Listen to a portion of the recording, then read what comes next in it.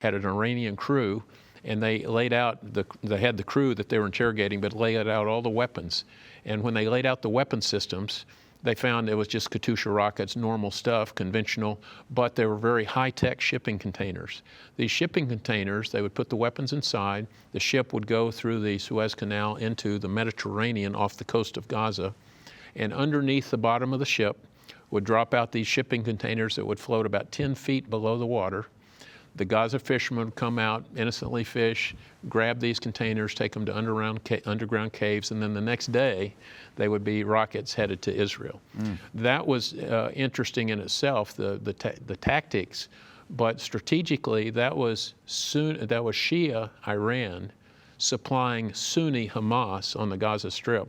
And that was one of the earliest smoking guns that we know that those people were collaborating among the sects of Islam to that degree.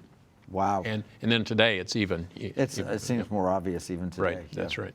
So where are we with Israel? I know there are criminal charges being brought against Netanyahu and against Israel and so forth in these international tribunals and courts and so forth, which is a lawfare like we're seeing with President Trump. What's happening on ground with Israel? Do you keep in touch with your colleagues? Yeah, a bit, and you know, I don't necessarily know that much more, but because of the experience, I have a different lens and can interpret what we see. And as you're called events. upon to explain what's happening in Israel. Oh yeah.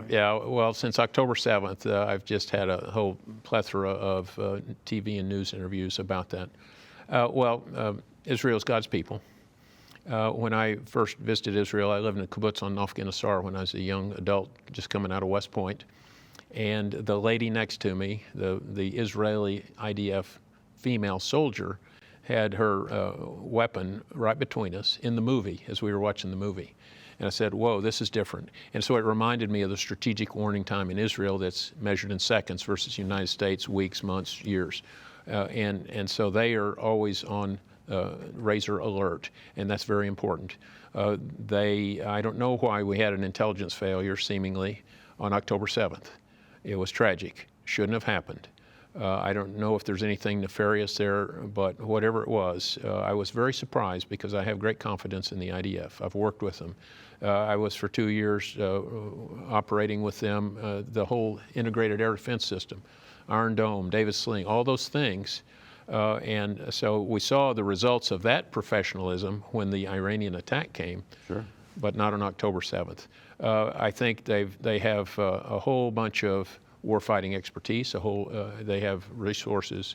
It's regrettable that the United States has not supported them.